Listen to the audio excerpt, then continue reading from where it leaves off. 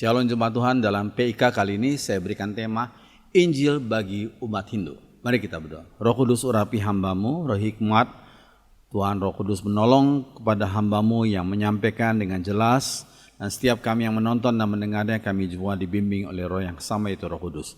Berfirmanlah kepada kami lewat lidah hamba-Mu dalam nama Tuhan Yesus. Amin. Injil bagi semua orang, khususnya kita pelajari Injil bagi umat Tuhan, bagi umat Hindu pada saat ini. 2 Timotius 4 ayat 1-4 dikatakan, di hadapan Allah, Rasul Paulus berkata apa?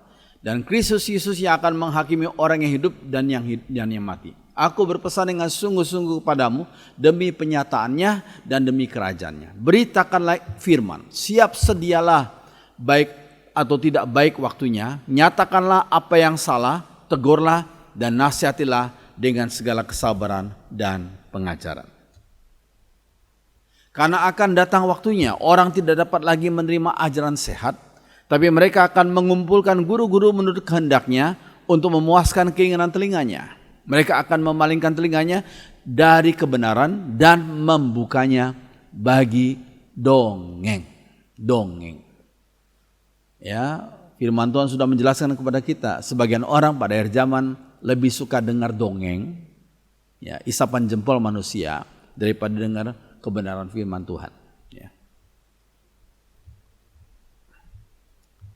Nah, kalau kita bicara soal Hinduisme adalah suatu agama kuno yang sudah berusia lebih dari 4.000 tahun, Ya. Sebagian besar penganutnya tinggal di India, sebagian lagi di Myanmar. Ada juga yang tinggal di Sri Lanka, Burma, sebagian Malaysia, Bali di Indonesia ya, dan sebagian Afrika Timur dan Afrika Selatan, dan sebagian lagi di kepulauan Fiji di Pasifik, di Lautan Pasifik. Ya, melalui ajaran Hare Krishna, ajaran transidental meditasi, ajaran yoga dan filsafat Vedanta, Hinduisme merambah ke dunia barat. Ya.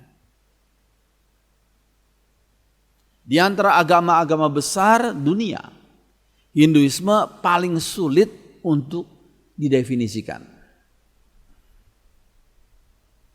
Agama Hindu tidak memiliki pendirinya dan tidak ada pengakuan imannya, nggak memiliki pendirinya dan nggak ada pengakuan imannya.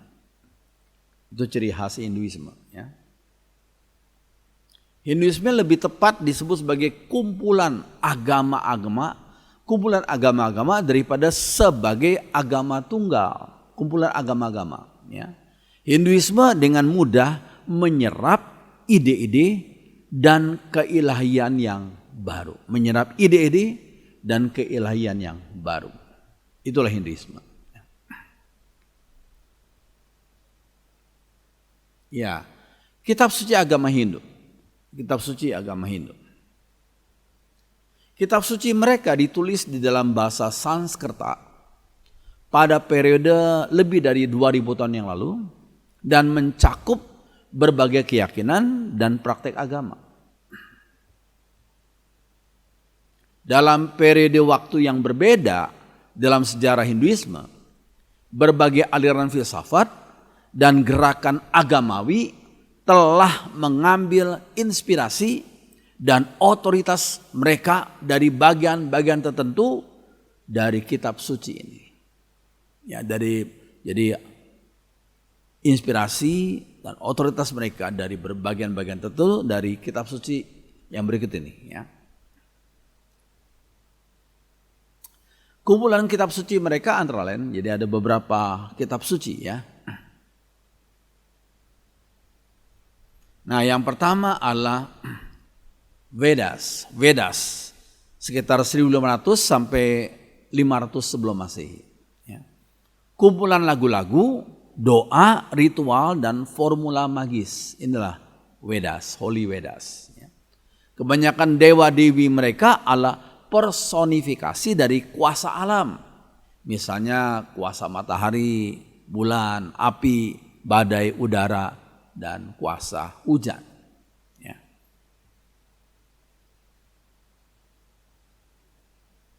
Ya.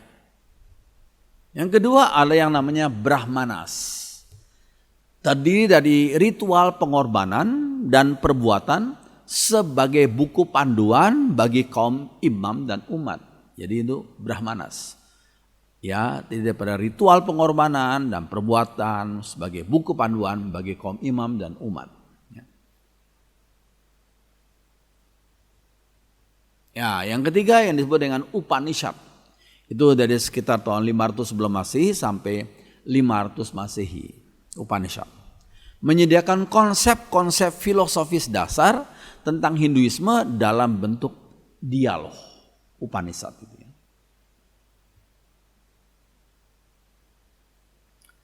Nah, yang keempat disebut dengan Ramayana dan Mahabharata. Dua cerita Hindu yang besar dengan menggunakan prinsip-prinsip kitab Weda dengan mengetengahkan dua pahlawan nasional. Dua pahlawan nasional apa? Ini Rama dan Sita. Rama dan Sita. Ya.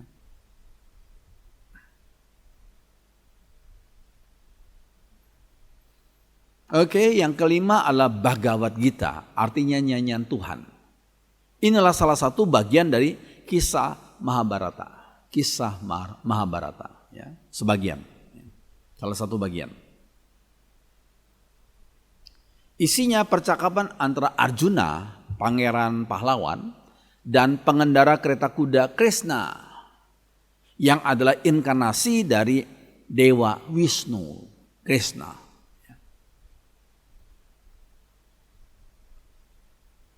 Bagian ini mengajarkan tentang perbuatan yang tidak egois dalam melakukan tugas sesuai dengan status seseorang dalam masyarakat. Ya, bagian ini mengajarkan tentang perbuatan yang tidak egois. Ya, dalam melakukan tugas sesuai dengan status seseorang dalam masyarakat.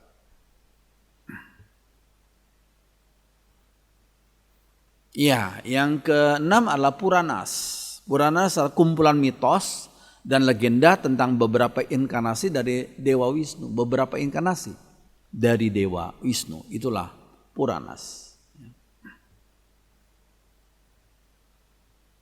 Ya, dalam Hinduisme ada yang namanya sistem kasta.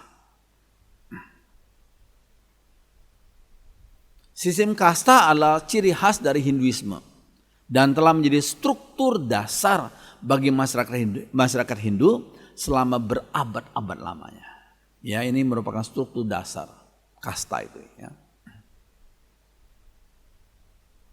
Asal muasalnya adalah pada perbedaan primitif warna kulit dari etnis Arya, warna putih, yang menyerang dan bangsa Dravidian aborigin yang berkulit hitam, ya, yang dikalahkan.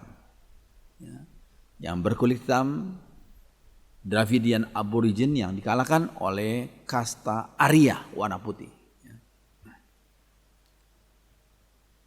Pembagian ekonomi mereka paralel dengan jalur pekerjaan dan memainkan peranan penting dalam pembentukan sistem kasta. Jadi sistem kasta mempengaruhi akan masalah ekonomi, masalah tingkat sosial, ya, gitu ya, dan jalur pekerjaan.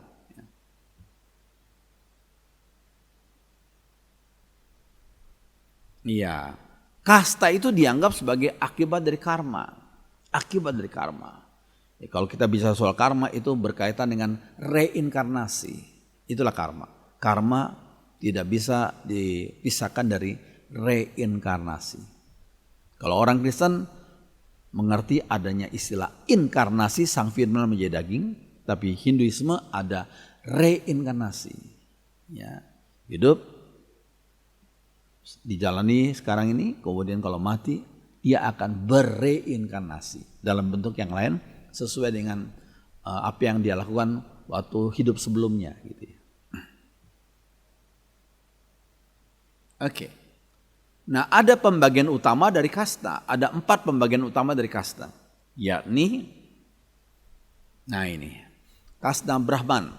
Ini kaum imam dan para guru agama, itu paling tinggi Brahman, ya. Kedua, kasta ksatria, itu para raja dan pejuang ksatria. Yang ketiga adalah Vaisyas. Vaisyas. Itu para pedagang dan saudagar. Itu Vaisyas. Nah, yang keempat adalah Sudra. Itu para petani dan budak. Itu Sudra. Ya. Nah, di luar 4 kasta tersebut ada yang disebut dengan kaum yang tidak terjamah. Kaum yang tidak terjamah. Di luar dari yang keempat kasta tadi ya. Nah, tokoh Mahatma Gandhi seperti yang saudara lihat itu menyebut kaum terakhir tadi, kaum yang tidak terjamah itu disebut sebagai Harijans. Harijans itu berarti umat Allah. Itu menurut Mahatma Gandhi. Ya.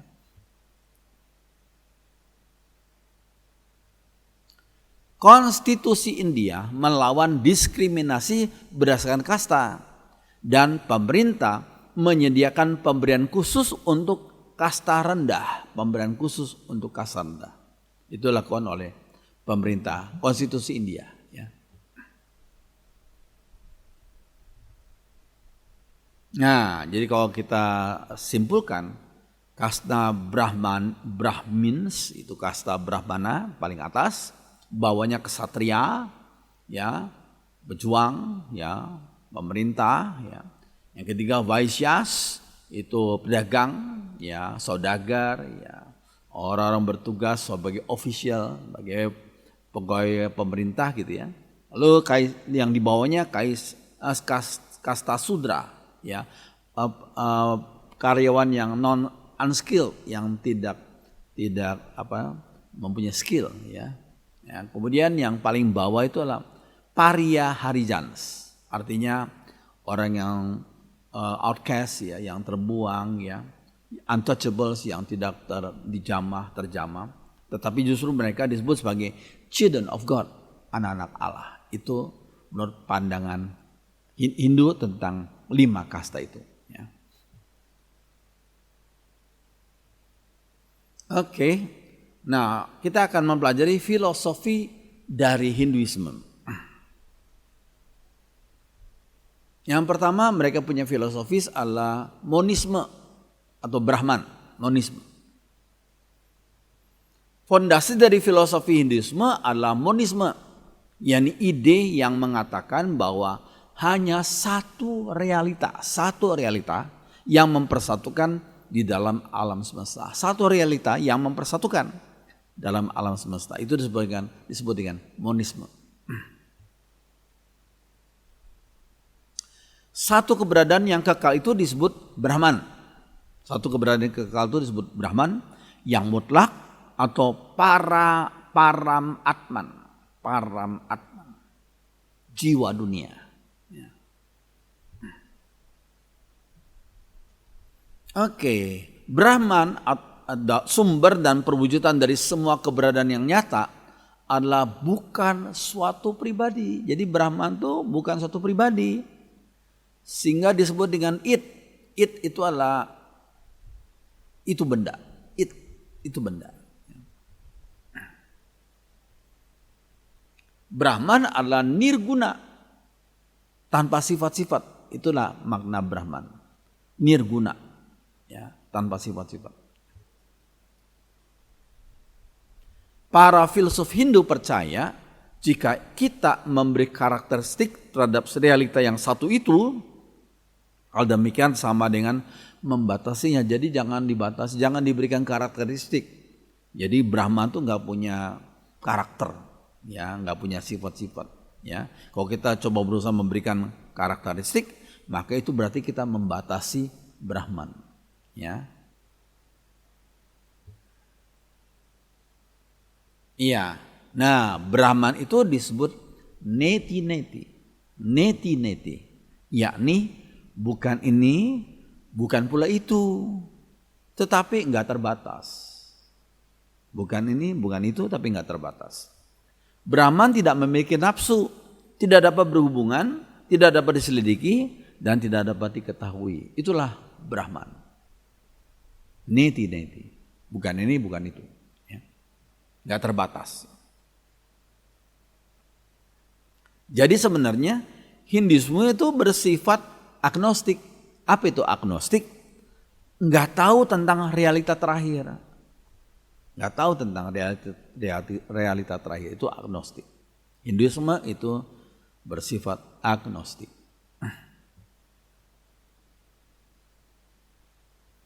Iya. Nah, Brahman yang tidak berpribadi itu tak dapat dipahami oleh manusia, nggak bisa dipahami oleh manusia. Brahman bukanlah penghiburan bagi manusia. Brahman bukanlah penghiburan bagi manusia. Brahman diselimuti oleh misteri dan berada jauh dari pengetahuan manusia. Misteri, ya, diselimuti oleh misteri. Ide Brahman yang seperti demikian membuat sebagian penganut Hindu mencari suatu realita yang kekal tetapi dapat didekati. Ya, karena ide Brahman yang seperti itu, neti itu, sehingga membuat sebagian penganut Hindu mencari suatu realita yang kekal tetapi dapat didekati. Yang dengan demikian dari nirguna Brahman, Brahman yang tanpa sifat-sifat, menjadi saguna Brahman. Saguna Brahman itu Brahman dengan sifat-sifat yang dapat berhubungan. Saguna Brahman. Dari nirguna Brahman menjadi saguna Brahman yang dapat berhubungan. Yang dikenal dengan sebutan Iswara. Saguna Brahman itu dikenal dengan sebutan Iswara dan disapa dengan Hi. Sebutan bagi pribadi pria. Hi. Saguna Brahman, Iswara. Nah, Iswara inilah yang mencipta, kata mereka. Memelihara dan merembes ke dunia dan mengontrol dunia pada masa akhir. Itulah Iswara. Iswara ini maha bijak, maha kuasa dan maha hadir. Jadi Saguna Brahmana atau Iswara inilah yang bisa disebut sebagai Allah dalam Hinduisme. Jadi Allah itu Allah Saguna Brahman atau Iswara. Ya. Itu menurut Hinduisme.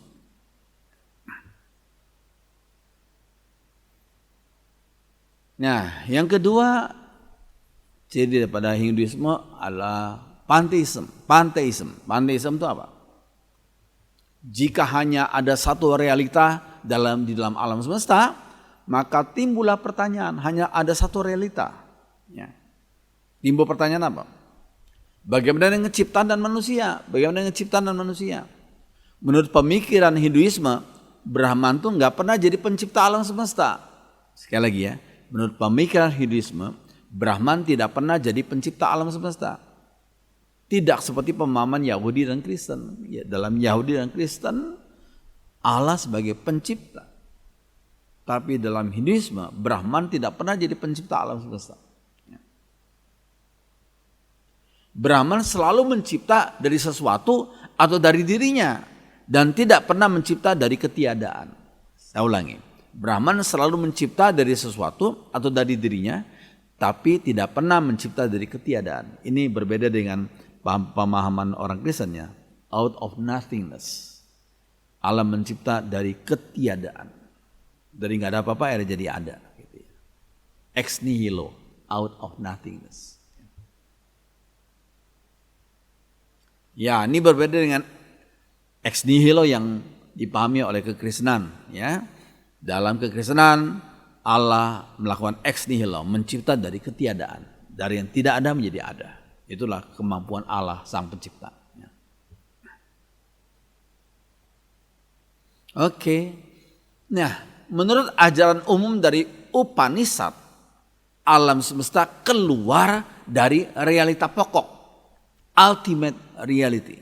Seperti percikan api keluar dari api, atau seperti jaring laba-laba keluar dari laba-laba. Ini menurut pemahaman Upanishad. Ya. Dunia ini tidak ada awal dan akhirnya kata mereka, tetapi dunia datang dari dan kembali kepada Brahman. Ya, dunia ini nggak ada awal dan akhirnya. Dunia datang dari dan kembali kepada Brahman. Iya, dari monisme agama Hinduisme itu, maka muncullah suatu tipe panteisme yang mengidentikan Brahman dengan seluruh ciptaan. Brahman diidentikan dengan seluruh ciptaan. Setiap hal yang kita lihat adalah bagian dari Brahman. Itu kata mereka. Setiap hal yang kita lihat adalah bagian dari Brahman. Oleh karena itu orang Hindu menganggap bahwa dunia sekitar kita, ini dunia yang bisa diamati dengan indera, ini adalah maya atau ilusi belaka. Ya, bagi orang Hindu, dunia sekitar kita adalah dunia yang bisa diamati dengan indera. Ya, dan dunia yang bisa diamati indera ini adalah dunia maya, ilusi belaka. Dengan menganggapnya nyata, kalau seorang menganggap dunia nyata, itu dianggap sebagai suatu avidya. Apa itu avidya? Kalau sebagian orang menyebut dunia ini nyata, mereka disebut sebagai avidya, artinya ketidaktahuan. Orang yang tahu akan berkata dunia ini hanya maya, ilusi belaka. Ya, yang berkata dunia ini yang nyata itu orang itu disebut sebagai orang itu nggak tahu, avidya, nggak tahu. Ini menurut Hinduisme. Ya. Demikian hal dengan manusia. Tubuh fisiknya hanya bagian dari ilusi besar. Itu kata mereka ya. Tubuh fisiknya hanya bagian dari ilusi besar. Menganggap dirinya sebagai keberadaan yang terpisah adalah bagian dari ketidaktahuan. Namun dalam diri manusia terdapat Atman atau diri ilahi yang identik dengan Param Atman, dunia jiwa. Ya.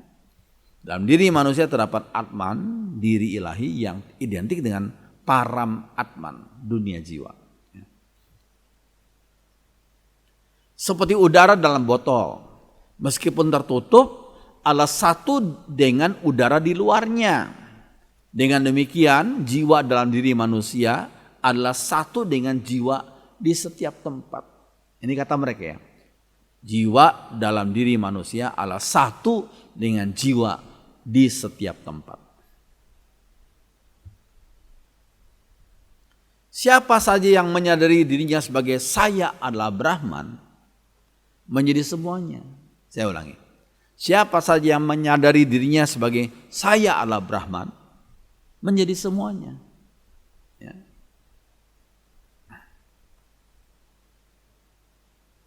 Iya, yang ketiga adalah dalam kaitan dengan kepercayaan orang Hindu itu mereka percaya politeisme.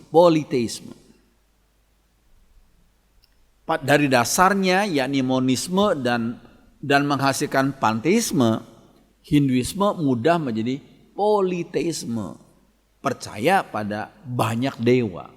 Politeisme adalah percaya pada banyak dewa. Kepercayaan tersebut keluar dari Brahman yang tanpa sifat-sifat kepada Brahman dengan sifat-sifat. Dari Brahman tanpa sifat-sifat menjadi Brahman dengan sifat-sifat. Lalu kepada Hindu Triad. Apa Hindu Triad? 3 dewa besar yang disebut dengan Brahma, Wisnu dan Shiva.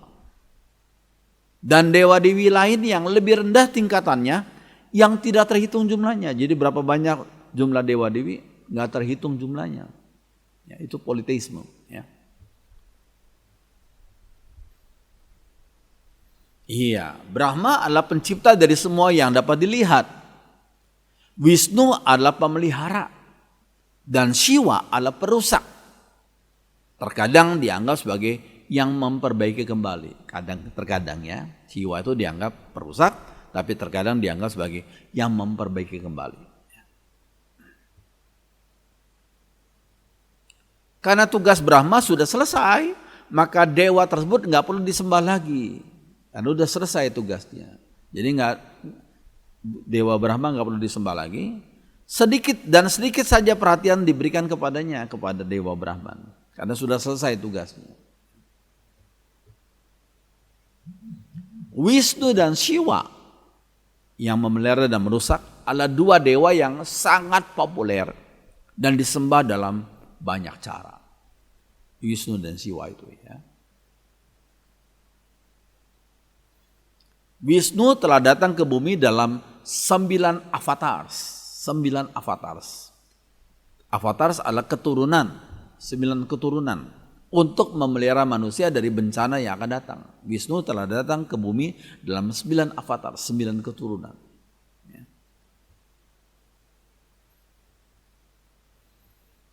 Inkarnasinya dalam bentuk ikan, kura-kura darat, babi, manusia singa, orang kerdil, dan 4 bentuk manusia penuh, termasuk Krishna dan Buddha. Ya.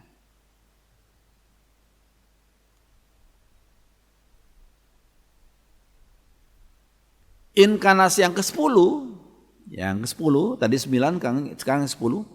Inkarnasi yang ke-10 disebut Kalki. Kalki itu yang akan datang. Kalki yang akan datang. Kalki digambarkan sebagai seorang penuntut dengan pedang di tangannya. Dia akan datang untuk menghancurkan kemerosotan manusia untuk membangun dunia yang baru. Itu menurut pemahaman mereka. Kalki itu menghancurkan kemerosotan manusia untuk membangun dunia yang baru. Iya. Nah, sekarang the 10 avatars of Wisnu ya. Matsya, fish dalam bentuk ikan, kurma dalam bentuk turtle, kura-kura ya. Varaha, boar ya. Kemudian Narasimha, man lion, manusia singa. Vamana, dwarf ya. Kemudian para surama, warrior, priest, imam yang menjadi warrior ya, jadi semacam pahlawan gitu ya. Orang yang suka berjuang ya. Rama, prince, pangeran, Krishna, cowherd ya, sebagai semacam sapi gitu ya. Buddha, saga, Kalki, horseman, orang yang mengendarai kuda ya, who has not yet appeared. Kalki ini belum muncul kata mereka.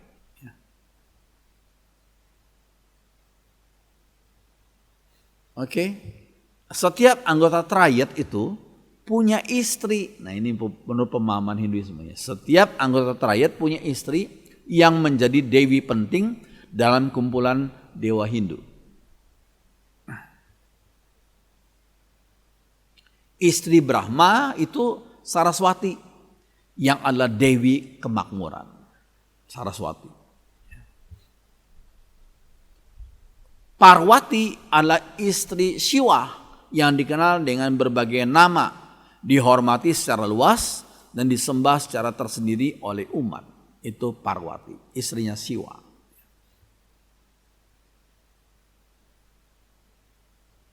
Nah, anaknya adalah Ganesha. Ganesha itu gajah dengan kepala dewa hikmat, seperti yang saudara lihat. Gitulah Ganesha. Ya. Adalah salah satu figur yang paling populer di Hinduisme. Anak dari Parwati, istri Siwa, Ganesha.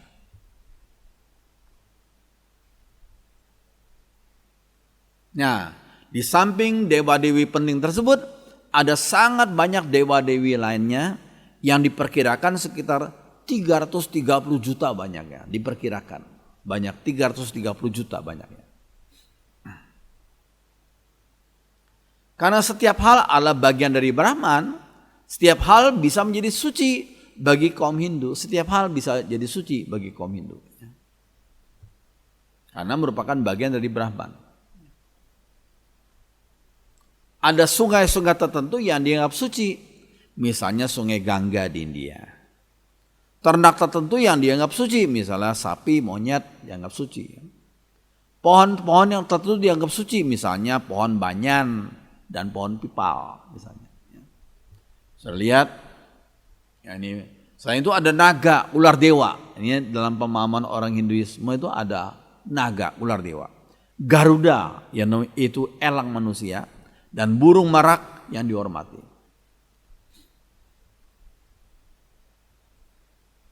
Ya, ini pohon besar, ya, dengan akar-akar yang menjuntai. Ya. Ini dihormati oleh kelompok mereka. Ya.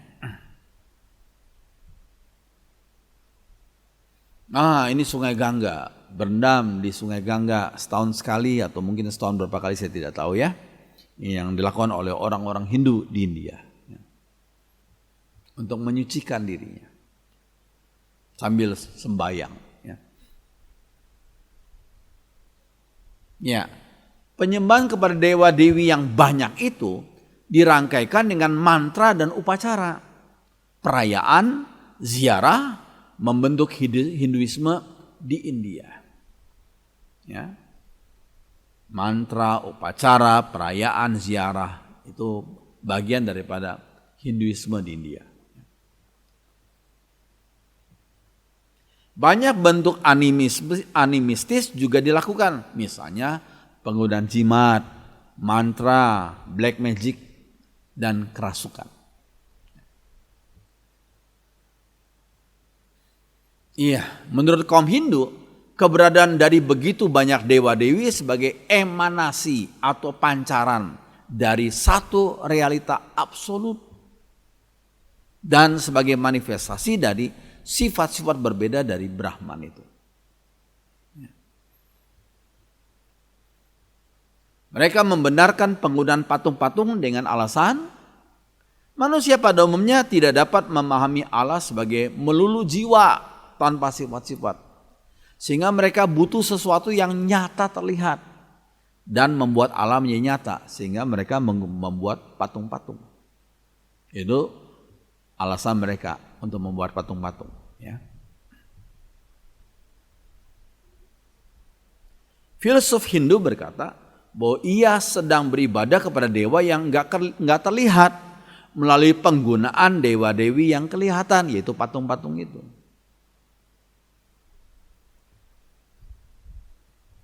Ya, yang keempat adalah karma dan samsara. Secara hurufiah kata karma berarti perbuatan.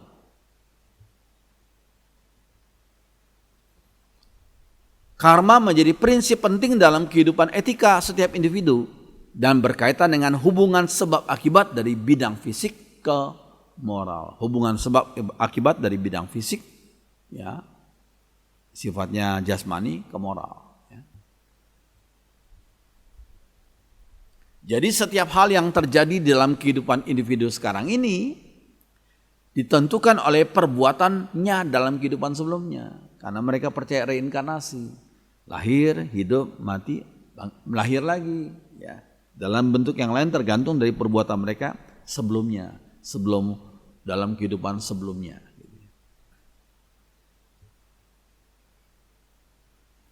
Perbuatan buruk akan menuai penderitaan dan perbudakan dalam keberadaan manusia.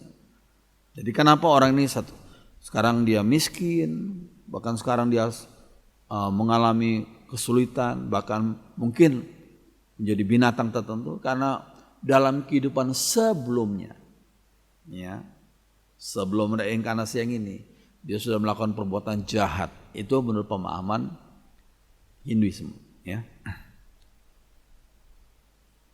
Perbuatan baik akan membawa kepada kebahagiaan dan terbebas dari perbudakan. Itu pemahaman mereka.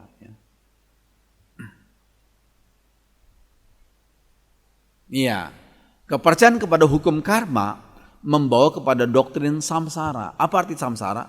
Perpindahan jiwa. Apa yang diperbuat dalam hidup sekarang ini akan dituai dalam kehidupan yang akan datang. Kehidupan yang akan datang ya setelah meninggal, lahir dalam bentuk yang lain, mungkin dalam bentuk apa? Mungkin yang dalam bentuk ciptaan yang lebih rendah atau ciptaan yang mulia, tergantung perbuatannya sekarang ini. Ya. Seseorang dapat dilahirkan kembali sebagai dewa, seperti menjadi anggota dari kasta yang lebih tinggi atau lebih rendah, atau sebagai hewan. Ya, tergantung perbuatannya sekarang ini. Itu semua tergantung pada pemikiran, perkataan, dan perbuatannya.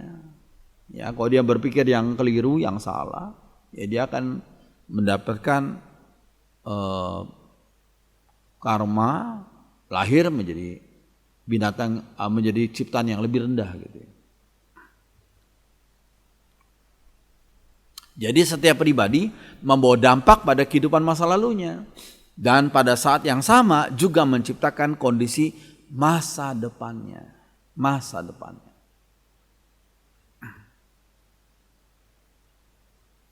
Iya, hukum karma menjelaskan semua fenomena ketidaksamaan, ketidakadilan, dan penderitaan dalam hidup ini. Juga perbedaan dalam sistem kasta. Kenapa kamu lahir menjadi kasta yang rendah? Karena dulu waktu kamu hidup pada sebelum reinkarnasi ini kamu jahat sih. Kamu hidup tidak bertanggung jawab. Akibatnya kamu lahir dalam kasta yang lebih rendah. Gitu.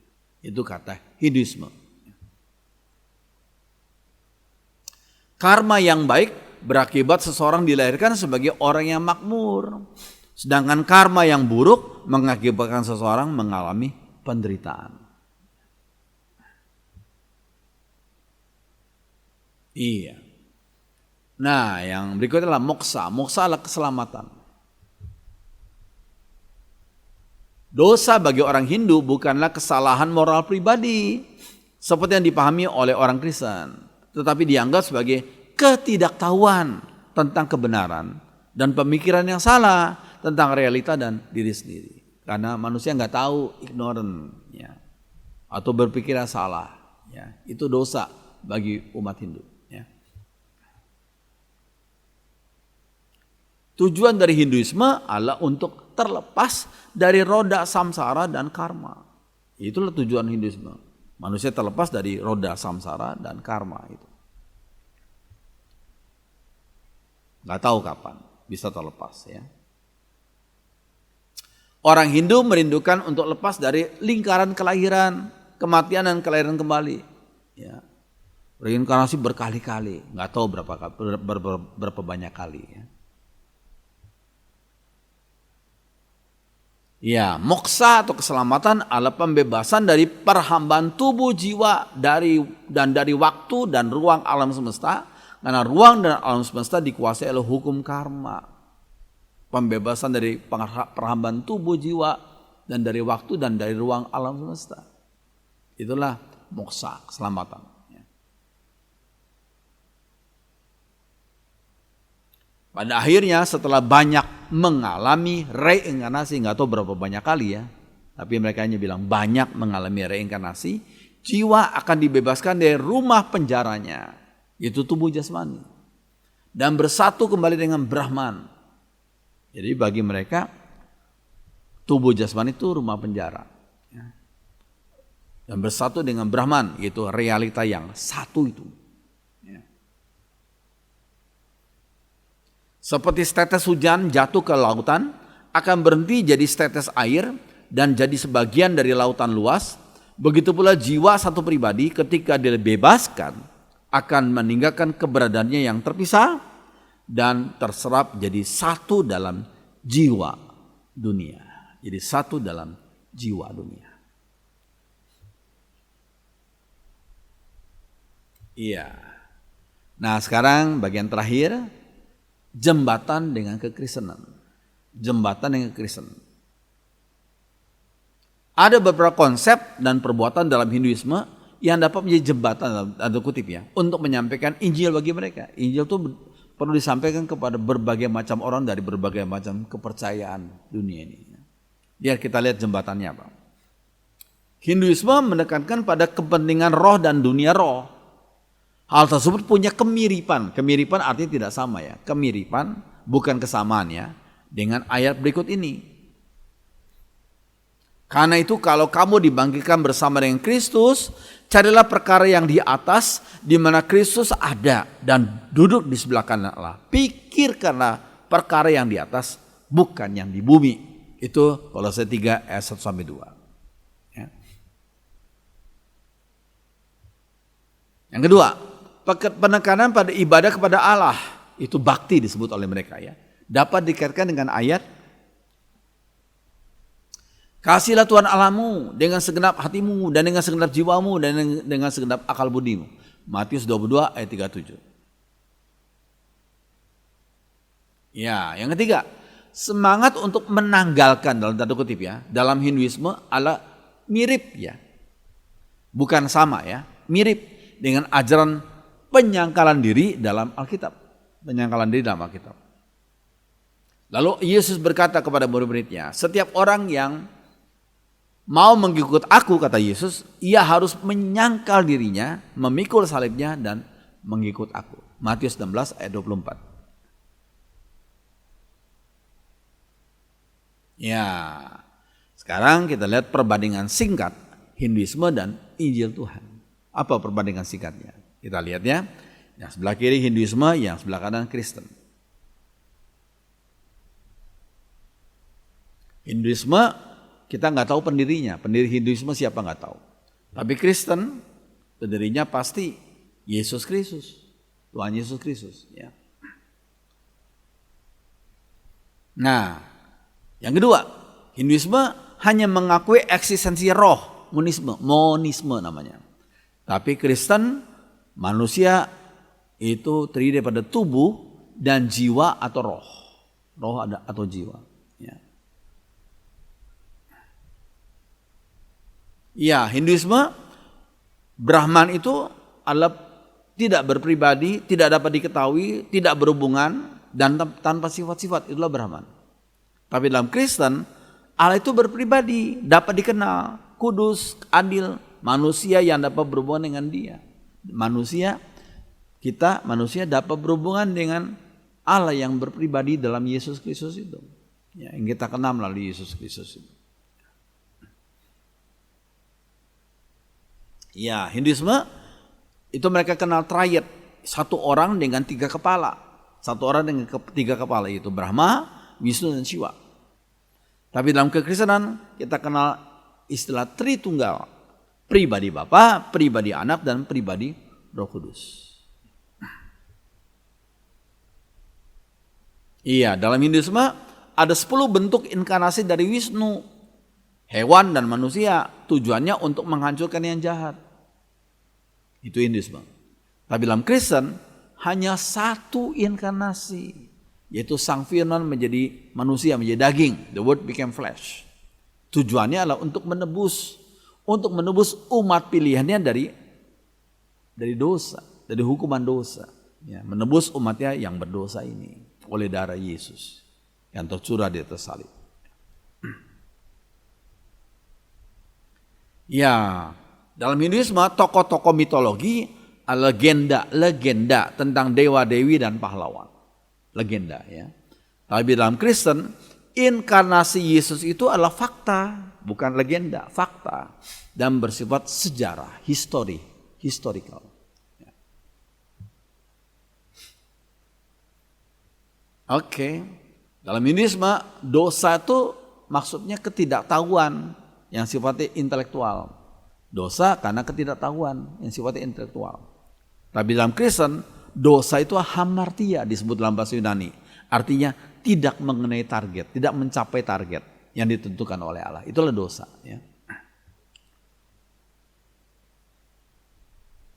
Ya, dalam Hinduisme, etika didasarkan pada rasa takut kepada karma yang buruk dan samsara. Itu etika didasarkan pada rasa takut terhadap karma yang buruk dan samsara. Tapi dalam Kristen, etika itu meneladani sifat-sifat Yesus. Kita harus bertumbuh untuk semakin meneladani sifat-sifat Yesus. Semakin mirip dengan sifat-sifat Yesus. Galatia 4 ayat 19. Dan dalam kekristenan ada namanya hukum tabur tuai. Hukum tabur tuai itu berkaitan dengan hidup ini sekarang. Hidup ini sekarang.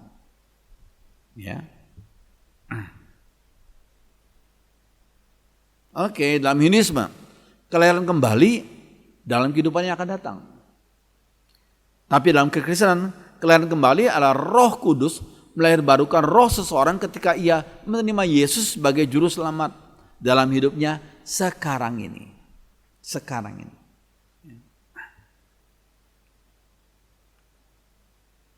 Ya, ayat penutupnya apa?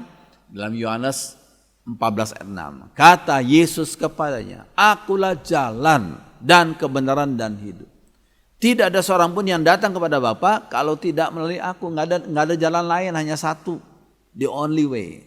Ya, jalan, kebenaran dan hidup. Itulah Yesus. Ya, Tuhan Yesus Kristus. Kisah Rasul 4 ayat 12 berkata apa? Hanya melalui Yesus saja orang diselamatkan. Sebab di seluruh dunia di antara manusia tidak ada seorang lain pun yang mendapatkan kekuasaan dari Allah untuk menyelamatkan kita. Kecuali hanya Yesus saja. Tuhan Yesus Kristus itu. Ya, ini dalam terjemahan sehari-hari. Ya. Ya, satu lagu yang sudah lama ya. Yesus memanggil padamu dengan suara manis lembut, marilah datang padaku. Yesus berseru, Dia kata, aku jalan, kebenaran dan kehidupan. Tak seorang sampai ke Bapa tanpaku. Demikianlah kata Yesus. Biarlah firman Tuhan menjadi berkat bagi kita semua. Mari kita berdoa. Kami bersyukur untuk pembelajaran kami memahami walaupun cuma sedikit sebagian saja tentang Hinduisme. Mereka juga butuh Injil Yesus. Hanya Yesus yang bisa menyelamatkan kami manusia berdosa. Tolonglah pakai kami menjadi saluran berkat Injil Kristus kepada mereka ini. Supaya mereka boleh mengenal Yesus, Tuhan Yesus, Sang Juru Selamat. Terima kasih Tuhan. Dengarkan doa kami dalam nama Tuhan Yesus. Semua orang beriman mengatakan, Amin.